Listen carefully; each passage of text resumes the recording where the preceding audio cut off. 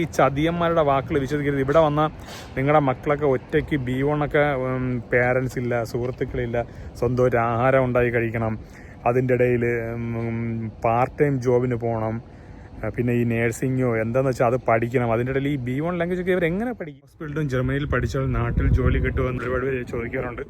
ജർമ്മനിയിൽ ഹൗസ് ബിൽഡും ചെയ്താൽ ഇവിടെ വന്ന് ഓൾഡ് ഏജ് ഹോമിൽ മാത്രമേ ജോലി ചെയ്യാൻ പറ്റത്തുള്ളൂ. Can we move to another country? ജർമ്മനിയിലെ പെൺകുട്ടികൾ സുരക്ഷിതരാണോ എന്ന് പല മാതാപിതാക്കളും ചോദിക്കാറുണ്ട്. അതുപോലെ തന്നെ പേരൻസിന് എത്ര കാലം നമ്മുടെ ഒപ്പം ജർമ്മനിയിൽ നിർത്താൻ പറ്റും? BSc നേഴ്സിംഗ് ഫ്രഷറാണ്, GNM ഫ്രഷറാണ്, വേക്കൻസി ഉണ്ടാവുമോ? എനിക്ക് പക്ഷേ ജോലിയൊന്നും കൂടുതലായിട്ട് അറിയത്തില്ല, അവിടെ വന്നാൽ എളുപ്പമായിരിക്കുമോ? ഇതിൻ്റെയൊക്കെ ഉത്തരം. ഹായ് ഫ്രണ്ട്സ്, എല്ലാവർക്കും നമസ്കാരം. എല്ലാവർക്കും സുഖമാണെന്ന് വിശ്വസിക്കുന്നു. നമ്മളിപ്പോൾ കണ്ടിട്ട് കുറേ ദിവസമായി. മാണവും കുഞ്ഞും നാട്ടിലാണ്, ഞാനിവിടെ ജർമ്മനിയിലാണ്.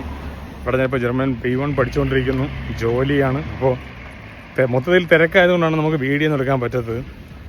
അപ്പോൾ ഫ്രണ്ട്സ്, ഇന്ന് ഞാൻ വോൾസ്ബർഗ് എന്ന് പറയുന്ന ജർമ്മനിയിലെ നോർത്തിലുള്ളൊരു സിറ്റിയിലോട്ട് പോയിക്കൊണ്ടിരിക്കുകയാണ്.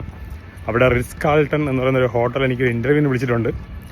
അപ്പോൾ ജസ്റ്റ് ഒന്ന് പോയി ഇൻ്റർവ്യൂ അറ്റൻഡ് ചെയ്ത് അതിനോടൊപ്പം നമുക്ക് ഒരുപാട് ആൾക്കാർ കുറേ ക്വസ്റ്റ്യൻസ് ചോദിക്കാറുണ്ട്, ലാംഗ്വേജിനെ പറ്റിയും ജോലിയെ പറ്റിയൊക്കെ, ഇവിടെ വരുന്നതിനെ കുറിച്ചൊക്കെ.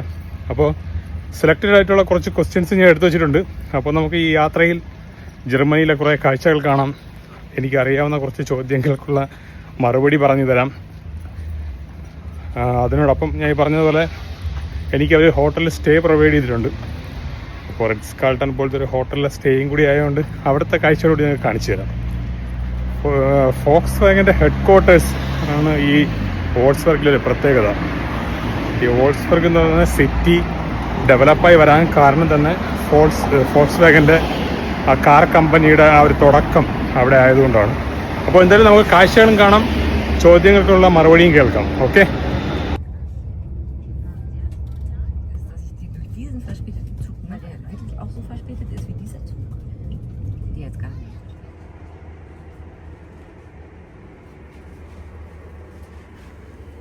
ഒരു 3 മണിക്കൂറത്തെ യാത്രയ്ക്ക് ശേഷം ഞാനിതാ വോൾസ്ബർഗ് സിറ്റിയിൽ എത്തിച്ചേർന്നിരിക്കുകയാണ് ഗൈസ്. നിങ്ങളുടെ അടുത്ത് ഒരുപാട് കമൻസ് ചോദിക്കാറുണ്ട്, കമൻസ് അയച്ചും മെസ്സേജ് അയച്ചും ചോദിക്കാറുണ്ട്. അത് കൂടുതലും നേഴ്സിംഗ് പഠിക്കുന്ന കുട്ടികളെക്കുറിച്ചും നേഴ്സിംഗിൻ്റെ ജോബിന് വരുന്ന ആൾക്കാരെ കുറിച്ചൊക്കെ ആസ്പദമായ ക്വസ്റ്റ്യൻസ് ആണ് ചോദിക്കുന്നത്. അപ്പോൾ അതിൽ നിന്ന് തിരഞ്ഞെടുത്ത കുറച്ച് ക്വസ്റ്റ്യൻസ് നമുക്ക് ഈ വീഡിയോയിലൂടെ ഡിസ്കസ് ചെയ്യാം. ഞാൻ നേഴ്സിംഗ് ഫീൽഡിലുള്ള ആളല്ല, തികച്ചും ഞാൻ മാളുവിൻ്റെയും അതുപോലെ തന്നെ നേഴ്സിംഗ് ഫീൽഡിൽ വർക്ക് ചെയ്യുന്ന കുറച്ച് സ്റ്റുഡൻസിൻ്റെയും ജോലി ചെയ്യുന്ന ആൾക്കാരുടെയൊക്കെ അഭിപ്രായം ചോദിച്ചിട്ടാണ് ഞാൻ ഇതിനൊക്കെ മറുപടി തരുന്നത്. അത് എൻ്റെ സ്വന്തം ഇഷ്ടത്തിനുള്ള മറുപടിയല്ല. അപ്പോൾ ഇതിൽ തിരുത്തുണ്ടെങ്കിൽ നിങ്ങൾ ക്ഷമിക്കുക. ഇനിയും ഇതുപോലുള്ള വീഡിയോസ് നമ്മൾ ചെയ്യും. നമുക്ക് ഇപ്പോൾ സമയപരിമിതി ഉള്ളത് കൊണ്ട് അത്യാവശ്യമായിട്ട് തോന്നിയ കുറച്ച് ചോദ്യങ്ങളുടെ മറുപടി മാത്രം നമുക്കിതിൽ ഡിസ്കസ് ചെയ്യാം. നേഴ്സിംഗ് ഹൗസ് ബിൽഡും ജർമ്മനിയിൽ പഠിച്ചാൽ നാട്ടിൽ ജോലി കിട്ടുമെന്നും ആളുകൾ ഒരുപാട് പേര് ചോദിക്കാറുണ്ട്. നേഴ്സിംഗ് ഹൗസ് ബിൽഡും ജർമ്മനിയിൽ പഠിച്ചാൽ നാട്ടിൽ ജോലി കിട്ടത്തില്ല. അതുമാത്രമല്ല, യൂറോപ്പിലുള്ള ഏതൊക്കെയോ 7 രാജ്യങ്ങളിൽ മാത്രമേ വർക്ക് ചെയ്യാൻ പറ്റത്തുള്ളൂ. അത് ഏതൊക്കെയെന്ന് കറക്റ്റ് അറിയത്തില്ലായിരിക്കും. ജർമ്മനിയെ ചുറ്റിപ്പറ്റിയുള്ള രാജ്യങ്ങളായിരിക്കണം. എന്തായാലും ഇന്ത്യയിൽ ഇവിടെ നേഴ്സിംഗ് ഹൗസ് ബിൽഡും ചെയ്തവർക്ക് ഇന്ത്യയിൽ തിരിച്ച് പോയി ജോലി ചെയ്യാൻ പറ്റത്തില്ല. എനിക്ക് തോന്നുന്നു ചില കുട്ടികൾ ചോദിച്ചതിനുള്ള കാരണം അവരിപ്പോൾ കല്യാണമൊക്കെ കഴിച്ചതിന് ശേഷം ഇനി എങ്ങാനും നാട്ടിൽ പോയി സെറ്റിലാവുകയാണെങ്കിൽ അവിടെ ജോലി ചെയ്യാൻ പറ്റുമെന്ന് അറിയാത്തതുകൊണ്ടായിരിക്കും. പക്ഷേ എന്തായാലും ഇവിടെ ഹൗസ് ബിൽഡിംഗ് ചെയ്യുന്നവർക്ക് നാട്ടിൽ പോയി ജോലി ചെയ്യാൻ പറ്റത്തില്ല. കല്യാണം കഴിഞ്ഞ് നാട്ടിലൊക്കെ ഫ്യൂച്ചറിൽ സെറ്റിലാവാൻ ആർക്കെങ്കിലുമൊക്കെ താല്പര്യമുണ്ടെങ്കിൽ അവർ നാട്ടിൽ തന്നെ BSc നേഴ്സിംഗ് പഠിച്ചിട്ട് ഇവിടെ ജോലിക്ക് വരുന്നതായിരിക്കും ഏറ്റവും ബെറ്റർ. അതല്ല ഇവിടെ തന്നെ തുടരാനാണെങ്കിൽ ഇവിടെ പഠിക്കുന്നത് നല്ലൊരു ഓപ്ഷനാണ്. പിന്നെ ചില ആൾക്കാർ ചോദിക്കാറുണ്ട്, ചില ഏജൻസിമാർ പറഞ്ഞു എന്ന് പറഞ്ഞാൽ അവർ പറയുന്നത് ജർമ്മനിയിൽ ഹൗസ് ബിൽഡിംഗ് ചെയ്താൽ ഇവിടെ വന്ന് ഓൾഡ് ഏജ് ഹോമിൽ മാത്രമേ ജോലി ചെയ്യാൻ പറ്റത്തുള്ളൂ, ഹോസ്പിറ്റലിൽ ജോലി ചെയ്യാൻ പറ്റത്തില്ല എന്ന് ഏജൻറ്റുമാർ പറഞ്ഞു എന്ന് പറഞ്ഞിട്ട് ചില ആൾക്കാർ മെസ്സേജ് അയച്ചു. അങ്ങനെയൊന്നുമില്ല. ഇവിടെ ഹൗസ് ബിൽഡിംഗ് ചെയ്താൽ ഓൾഡ് ഏജ് ഹോമിലും വർക്ക് ചെയ്യാം, അതുപോലെ തന്നെ ഹോസ്പിറ്റലിലും വർക്ക് ചെയ്യാം. എനിക്ക് തോന്നുന്നു അവർക്ക് ഓൾഡ് ഏജ് ഹോമിൽ മാത്രമേ കണക്ഷൻ കാണത്തുള്ളൂ. ഈ കൊണ്ടുവരുന്ന സ്റ്റുഡൻസിനെ ഓൾഡ് ഏജ് ഹോമിൽ വിടാനുള്ള ഓപ്ഷനെ ഈ ഏജൻറ്റ് അവർക്ക് കാണത്തുള്ളൂ. അതുകൊണ്ട് അവരെ പറ്റിക്കുന്നതാണ്. പിന്നെ പല ആൾക്കാരും ചോദിക്കുന്ന ഒരു ചോദ്യമാണ്, can we move to another country? Another കൺട്രിയിൽ മൂവ് ചെയ്യാനാണെങ്കിൽ ഇത്രയും കഷ്ടപ്പെട്ടു വന്ന് ഈ ജർമ്മൻ, അത് ഇത്രയും ഡിഫിക്കൽട്ടായിട്ടുള്ള ലാംഗ്വേജ് പഠിച്ച് ഇവിടെ ജോലി മേടിച്ചിട്ട് അനദർ കൺട്രിയിലോട്ട് മൂവ് ചെയ്യേണ്ട വല്ല കാര്യമുണ്ടോ? അനദർ കൺട്രിയിലോട്ട് തന്നെ ആദ്യമേ മൂവ് ചെയ്താൽ പോരെ? ഈ ചോദ്യം ഒരുപാട് പേര് ചോദിക്കുന്നുണ്ട്, എന്താണെന്ന് എനിക്ക് പിടിയും കിട്ടുന്നില്ല. നിങ്ങളിപ്പോൾ വേറൊരു UK പോലുള്ള കൺട്രി അല്ലെങ്കിൽ വേറെ ഏതെങ്കിലും രാജ്യത്തോട്ട് മൂവ് ചെയ്യാൻ പ്ലാനുള്ള ആൾക്കാരാണെങ്കിൽ നിങ്ങൾ ദൈവത്തെ ഓർത്ത് ജർമ്മനിലെങ്കിൽ ഇത്രയും കഷ്ടപ്പെട്ട് പഠിച്ച് ഇവിടെ നിന്ന് ജോലി ചെയ്യേണ്ട ഒരു കാര്യമില്ല. നിങ്ങൾ ആദ്യമേ അങ്ങോട്ട് പോകണം. കാരണം ഈ ജർമ്മനിയിൽ വന്ന് ജർമ്മൻ ലാംഗ്വേജ് പഠിക്കുന്നത് ഭയങ്കര എഫേർട്ട് ഇടുന്നൊരു കാര്യമാണ്. ജർമ്മനിയിലെ പെൺകുട്ടികൾ സുരക്ഷിതരാണോ എന്ന് പല മാതാപിതാക്കളും ചോദിക്കാറുണ്ട്. അതിൻ്റെ ഒരു ആൻസർ എന്താണ് പറയേണ്ടത്? ഞങ്ങൾക്ക് പരിചയമുള്ള ഒരു 80% ആൾക്കാർക്കും പ്രശ്നങ്ങളൊന്നുമില്ല. പിന്നെ കുറച്ച് പേർക്ക് മോശം അനുഭവം ഉണ്ടായിട്ടുണ്ട്. പക്ഷേ ഈ മോശം അനുഭവം ഉണ്ടാകുന്നതെല്ലാം ജർമ്മൻകാരിൽ നിന്നല്ല, ഇവിടെ വന്നിട്ടുള്ള ചില റെഫ്യൂജീസിൻ്റെ അടുത്തുനിന്നാണ്. നോർമലി പറയുകയാണെങ്കിൽ അങ്ങനെ വലിയ പ്രശ്നങ്ങളൊന്നും പെൺകുട്ടികൾക്ക് നേരിടേണ്ടി വന്നിട്ടില്ല, സേഫാണ്. പിന്നെ ഈ പറയും പോലെ ബാക്കി ഒരു കൂടുതലും നമ്മുടെ ഒരു ക്യാരക്ടറിനെയും കൂടെ ആസ്പദമാക്കിയിരിക്കും. അതുപോലെ തന്നെ പേരൻസിന് എത്ര കാലം നമ്മുടെ ഒപ്പം ജർമ്മനിയിൽ നിർത്താൻ പറ്റുമെന്ന് ചിലർ ചോദിച്ചിട്ടുണ്ട്. 3 monthsേ നിർത്താൻ പറ്റത്തുള്ളൂ. അത് കഴിയുമ്പോൾ നമ്മൾ രാജ്യം വിട്ട് പുറത്ത് EU യൂണിയൻ്റെ പുറത്ത് പോയിട്ട് തിരിച്ചു വേണമെങ്കിൽ വരാം. കാരണം ഞാൻ പേരൻസിനൊക്കെ ഇത് വിസ അപ്ലൈ ചെയ്തപ്പോൾ അമ്മയ്ക്ക് 1 വർഷം കിട്ടി. 1 വർഷം എൻ്റെ അമ്മയ്ക്കും കിട്ടി, മാളുവിൻ്റെ പേരൻസിനും കിട്ടി. പക്ഷേ 3 മാസത്തിൽ കൂടുതൽ നിൽക്കാൻ പറ്റത്തില്ല. അവർ 3 മാസത്തിന് മുമ്പ് രാജ്യം വിട്ട് പുറത്ത് പോയിട്ട് വേണമെങ്കിൽ തിരിച്ചു വരാം. ഞാൻ ഈ വിസയ്ക്ക് അപ്ലൈ ചെയ്യാൻ പോയപ്പോൾ എമിഗ്രേഷൻ ഓഫീസിൽ വെച്ച് എമിഗ്രേഷൻ ഓഫീസിലെ ആ സ്റ്റാഫ് എന്നോട് പറഞ്ഞത് 3 monthsൽ കൂടുതൽ നിർത്തരുത്. ടിക്കറ്റ് ബുക്ക് ചെയ്യുമ്പോൾ ഒരു 75-80 days ആകുമ്പോൾ തന്നെ ബുക്ക് ചെയ്യണം. ഇൻ കേസ് എന്തെങ്കിലും കാരണത്തിൽ ഒരു സ്ട്രൈക്കോ എന്തെങ്കിലും വന്ന് പേരൻസിന് 90 daysന് മുകളിൽ നിൽക്കേണ്ടി വന്നാൽ പോലീസ് അറസ്റ്റ് ചെയ്യും എന്നവരെൻ്റെ അടുത്ത് പ്രത്യേകം പറഞ്ഞു. അതുകൊണ്ട് പേരൻസിനെ കൊണ്ടുവരുന്ന ആരെങ്കിലും ഉണ്ടെങ്കിൽ 3 monthsൽ കൂടുതൽ നിർത്താൻ പറ്റത്തില്ല. ഇത് അന്നത്തെ നിയമമാണ്. ഇതിനിപ്പോൾ മാറിയെന്ന് എനിക്കറിയത്തില്ല. ഇവിടെ ഇടയ്ക്കിടയ്ക്ക് നിയമങ്ങളൊക്കെ ഇങ്ങനെ മാറി വരുന്നതുകൊണ്ട് അതൊന്ന് അന്വേഷിച്ചിട്ട് ചെയ്താൽ മതി. ഞാനപ്പോൾ നടന്ന് ഹോട്ടലിൻ്റെ ഫ്രണ്ടിൽ എത്തിയിട്ടുണ്ട്. നടന്ന് വന്നതിൻ്റെ കാര്യം, എനിക്ക് സ്ഥലമൊക്കെ ഒന്ന് കാണാൻ വേണ്ടിയിട്ടാണ് നടന്നു വന്നത്. അപ്പോൾ ഇതാണ് ഹോട്ടൽ, കണ്ടില്ലേ? ഭയങ്കര ഡെവലപ്ഡ് ആയിട്ടുള്ള സിറ്റി. എനിക്ക് തോന്നുന്നു, ഞാൻ പറഞ്ഞില്ലേ, ഈ കാർ കമ്പനി വന്നതിന് ശേഷമാണ് ഈ സിറ്റി ഡെവലപ്പ് ചെയ്തെടുത്തത്. ഭയങ്കര നല്ല ഭംഗി, മൊത്തം പാർക്കും സൂപ്പർ. എന്തായാലും അകത്ത് പോയിട്ട് ബാക്കി കാഴ്ചകൾ കാണാം. സോ ഫ്രണ്ട്സ്, ഞാൻ റിസപ്ഷനിലെത്തിയപ്പോൾ ഇവിടുത്തെ റിസപ്ഷനിസ്റ്റ് ഒരു ഇന്ത്യക്കാരനാണ്. എന്തായാലും പുള്ളിയുടെ കയ്യിൽ നിന്ന് കീ മേടിച്ചിട്ട് ഞാൻ എന്താ റൂമിലെത്തി. 134 എൻ്റെ റൂം. അപ്പോൾ നമ്മളിത് റൂമിനകത്ത് എത്തിയിട്ടുണ്ട്. ഇതാണ് റൂം.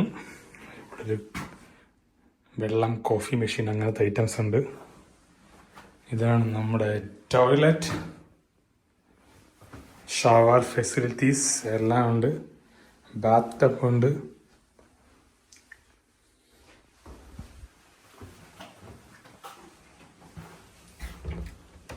ഇവിടെ ലോക്കറിലും ബാത്റൂമൊക്കെ വെച്ചിട്ടുണ്ട്. അടിപൊളിയല്ലേ? നല്ല സൂപ്പർ റൂം, എനിക്ക് ഇഷ്ടപ്പെട്ടു. ഇവിടെയാണ് ഫോക്സ്വാഗൻ്റെ ആ ഒരു കമ്പനി കാർ പ്രൊഡ്യൂസ് ചെയ്യുന്നത്. ഇത് മുഴുവൻ ആ ഒരു ഏരിയയാണ്. ഇതാണ് അവരുടെ ഫാക്ടറിയും കാര്യങ്ങളൊക്കെയാണ്. താഴെ കാണുന്നത് ഹെൽത്ത് ക്ലബ് ആണെന്ന് തോന്നുന്നു.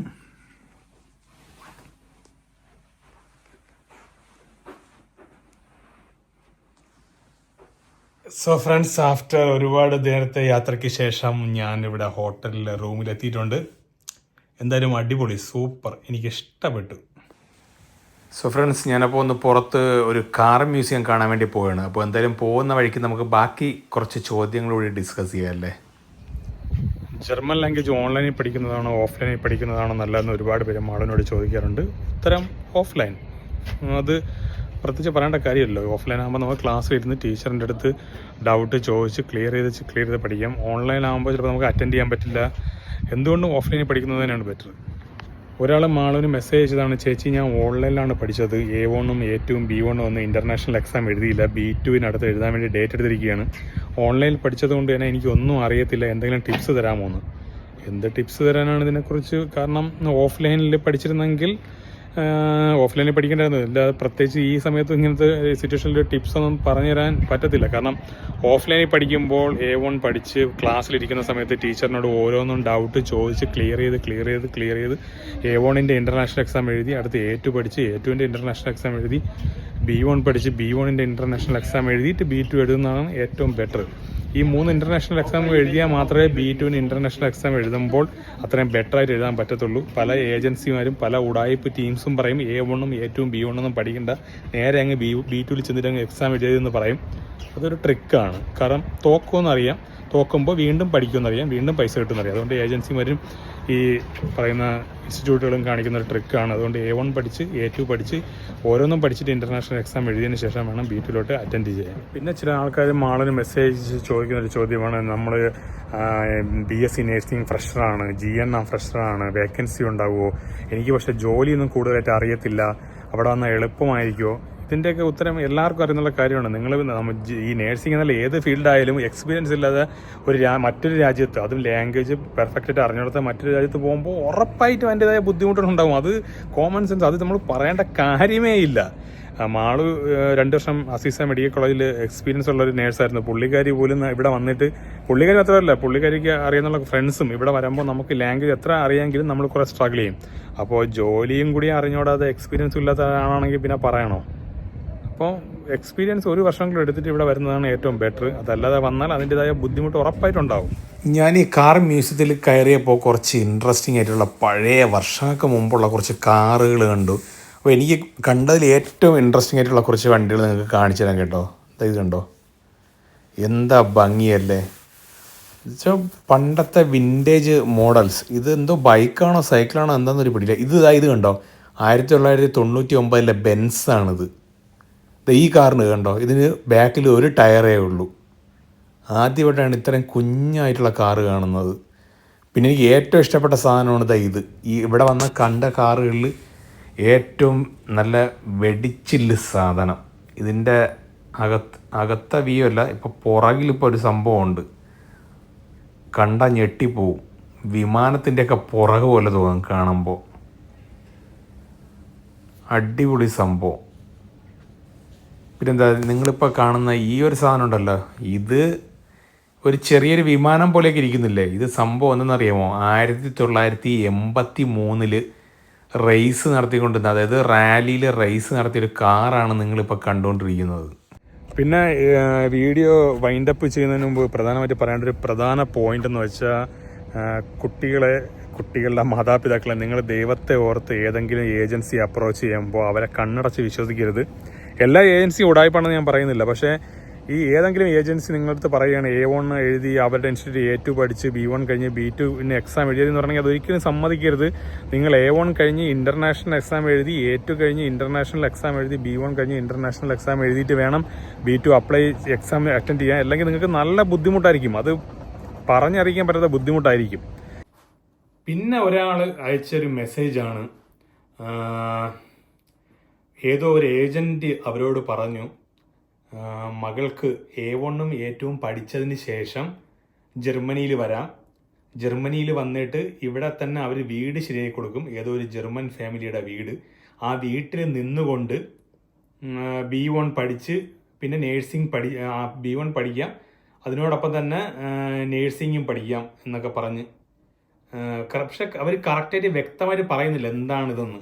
ചിലപ്പോൾ എനിക്ക് തോന്നുന്നു ആ AU പെയർ, അതായത് ഈ ജർമ്മനിൽ ഔ പെയർ എന്ന് പറയും, ഇംഗ്ലീഷിൽ AU പെയർ ആണെന്ന് തോന്നുന്നു. ഇവിടെ വന്ന് ഏതെങ്കിലും ഒരു ഫാമിലിയിൽ കൂടെ നിന്ന് അവരുടെ കൊച്ചുങ്ങളെ നോക്കി ലാംഗ്വേജും സെറ്റാക്കിയതിന് ശേഷം പിന്നെ അവർക്ക് വേറെ ഏതെങ്കിലും ഹൗസ് ബിൽഡിങ്ങിൽ പോയി, നേഴ്സിങ്ങോ വേറെ ഏതെങ്കിലും ഹൗസ് ബിൽഡിങ്, അതായിരിക്കും അവർ ഉദ്ദേശിച്ചത്. പക്ഷേ ഞാൻ പറയുന്നത്, ഈ ഏജന്റുമാർ ഈ മാതാപിതാക്കളോട് പറയുമ്പം ഇല്ലെങ്കിൽ വ്യക്തമായിട്ട് പറയണ്ടേ, ആ അവർക്കത് അറിയില്ല എന്താണ് സംഭവം എന്ന്. അവരുടെ വിചാരം എന്ന് വെച്ചാൽ A2 പഠിച്ച് കഴിഞ്ഞാൽ മോളെ ജർമ്മനിയിൽ വിടും, ഇവിടെ ഒരു വീട്ടിൽ തന്നെ ജർമ്മൻ ഫാമിലിയുടെ കൂടെ അക്കോമഡേഷൻ ശരിയായി കൊടുക്കും, അവർ ഫുഡൊക്കെ കൊടുക്കും, അവിടെ ആ വീട്ടിൽ നിന്നുകൊണ്ട് BSc ഔട്ട്സ് ബിൽഡിംഗ് അങ്ങ് പഠിക്കുകയാണ്. എൻ്റെ ദൈവം, യുവമാർ ഇത്രയും ചെറ്റകളായി പോലെന്ന് ഞാൻ ആലോചിക്കുകയാണ്. ഈ ഏജന്റുമാർ പറയുമ്പം വ്യക്തമായിട്ട് പറയണം, കാരണം നിങ്ങളുടെ മകൾ ആ ജർമ്മനിയിൽ പോകുന്നത് ഒരു ഫാമിലിയുടെ കൂടെ നിന്ന് അവരുടെ കൊച്ചുങ്ങളെ നോക്കാനാണ്. ആ കൊച്ചുങ്ങളുടെ കാര്യങ്ങളെല്ലാം നോക്കുമ്പോൾ അവരോടൊപ്പം ജർമ്മനിലും സംസാരിച്ച്, ഫാമിലിയും ജർമ്മനിൽ സംസാരിച്ച് ജർമ്മൻ ലാംഗ്വേജ് ഇമ്പ്രൂവ് ആയതിനു ശേഷം അതിനോടൊപ്പം തന്നെ അവർക്ക് B1ഉം പഠിക്കാം. എന്നിട്ട് അവർക്ക് നേഴ്സിംഗ് ഹൗസ് ബിൽഡിങ്ങിന് ചേർന്ന് വീണ്ടും 3 വർഷം ഹൗസ് ബിൽഡിംഗ് പഠിച്ചതിന് ശേഷം ജോലിക്ക് പ്രവേശിക്കാം. പക്ഷേ ഈ നേഴ്സിംഗ് ഹൗസ് ബിൽഡിംഗ് എക്സാം എഴുതുന്നതിന് മുമ്പ് ഇവർ എന്തായാലും നിർബന്ധമായിട്ടും B2 എഴുതിയെടുത്തിരിക്കണം. അപ്പോൾ ഇതൊന്നും വ്യക്തമായിട്ട് അറിയാതെ തല വെച്ച് കൊടുക്കുന്ന ഒരുപാട് ഫാമിലീസ്, ഒരുപാട് പിള്ളേരുണ്ട്. ഇത് മുതലാക്കാൻ വേണ്ടി നടക്കുന്ന കുറേ തെണ്ടികളുണ്ട്. ഓക്കെ, കൂടുതലൊന്നും ഞാൻ പറഞ്ഞ് നിങ്ങളെ ഇത് ചെയ്യുന്നില്ല. ഇനിയും ഒരുപാട് ക്വസ്റ്റ്യൻസ് ഉണ്ട്. അപ്പോൾ എന്തായാലും എനിക്ക് പറ്റുമെങ്കിൽ നേരത്തെ പറഞ്ഞതല്ല, മാളുവിൻ്റെ ഒരു സഹായത്തോടു കൂടി അവളുടെ ചോദിച്ച് മനസ്സിലാക്കിയതിന് ശേഷം എനിക്ക് ഇങ്ങനത്തെ ഈ ഒരു ഫീൽഡിനെ കുറിച്ചുള്ള അഭിപ്രായങ്ങൾ പറയാൻ പറ്റത്തുള്ളൂ. അപ്പോൾ ഒന്നുകിൽ എനിക്ക് പറ്റുമെങ്കിൽ ഞാൻ ചെയ്യാം, അതല്ലെങ്കിൽ മാള് വന്നതിന് ശേഷം ചെയ്യാം. ഇതുപോലത്തെ ഒരുപാട് നല്ല ക്വസ്റ്റ്യൻസ്, അല്ലെങ്കിൽ എന്താ പറയുക, ഒരുപാട് ഡിഫിക്കൽട്ട് ക്വസ്റ്റ്യൻസ്, അല്ലെങ്കിൽ ഒരുപാട് പ്രശ്നങ്ങൾ, പറ്റിക്കപ്പെടൽ, അങ്ങനത്തെ ഒരുപാട് കാര്യങ്ങൾ ഉള്ള ക്വസ്റ്റ്യൻസും കമൻസും ഒക്കെ നമുക്ക് വന്നിട്ടുണ്ട്. എല്ലാത്തിനും നമ്മൾ ഇതുപോലെ മറുപടി പറയാൻ ശ്രമിക്കാം.